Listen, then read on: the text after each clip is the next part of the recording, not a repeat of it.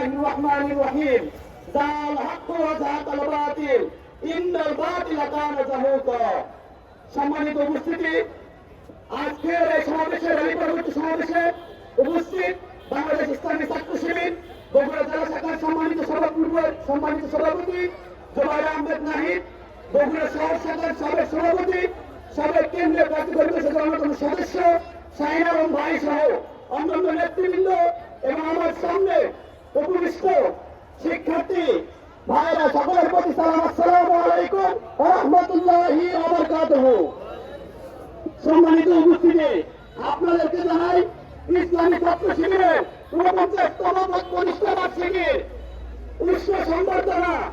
প্রিয় উপস্থিতি, এই যে ৪৯তম প্রতিষ্ঠা বার্ষিকী আমরা হাঁটি হাঁটি পা পা করে ৪৮টা বছর পার করে এসেছি।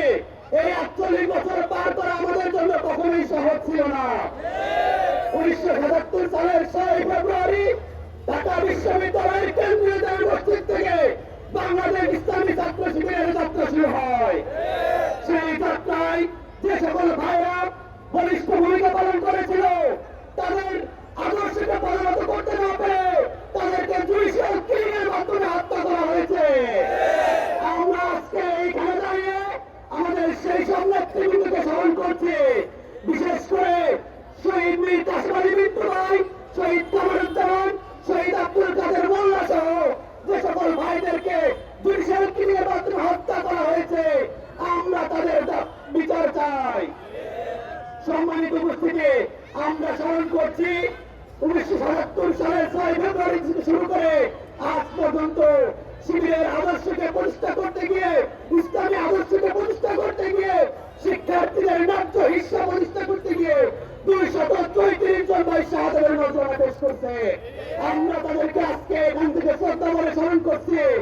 আরো স্মরণ করছি জুলাই আন্দোলনে ২৪ যে সকল গণঅভ্যুত্থানে যে সকল ভাইরা জীবন দিয়েছে, জীবন দিয়ে আমাদেরকে নতুন বাংলাদেশ উপহার দিয়েছে, তাদেরকেও আমরা আজকে এখান থেকে শ্রদ্ধা করে স্মরণ করছি।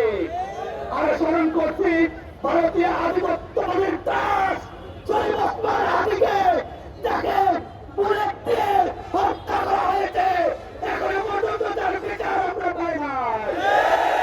সম্মানিত উপস্থিতি, আজকে আমরা এমন একটি সময়ে দাঁড়িয়ে আছি যে সময়ে একটি নতুন বাংলাদেশের স্বপ্ন আনতেছি। আমরা বলতে চাই, এই নতুন বাংলাদেশে আমরা কারো পরাধীনতা মেনে নিব না, কারো আধিপত্য বিস্তার আমরা মেনে নিব না। আমরা দেখেছি অন্তর্বর্তীকালীন সরকার রাষ্ট্র সংস্কার কমিশন করেছে, সেখানে সংবিধানের সংশোধনীগুলোকে তারা আলোচনা করেছে, কিন্তু একটি মাত্র দলের কারণে সেটাকে গণভোটে যেতে হয়েছে। সুতরাং আমরা বলতে চাই, আমরা যারা ছাত্র জনতা জুলাই অভ্যুত্থানে রাজপথে রক্ত দিয়েছি, তারা কখনোই এই রাষ্ট্র সংস্কারকে বৃথা যেতে দেব না।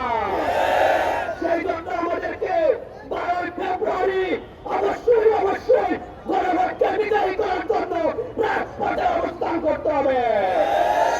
সম্মানিত সমৃদ্ধশালী বাংলাদেশ হিসেবে দেখতে চাই। এই বাংলাদেশে কোন দুর্নীতি, কোন চাঁদাবাজি, কোন ঋণ খেলাপি, কোন ধর্ষকদের স্থান হবে না। আগামীতে ইসলামী ছাত্র শিবির শিক্ষার্থীদের দেশের মানুষের স্বার্থ রক্ষার জন্য নিজেদের বুকের তাজা রক্ত ঢেলে দিবে, কিন্তু বাংলাদেশকে কোন চাঁদাবাজদের হাতে তুলে দিবে না। সম্মানিত উপস্থিতি, আপনাদেরকে আগামী নতুন বাংলাদেশ গড়ার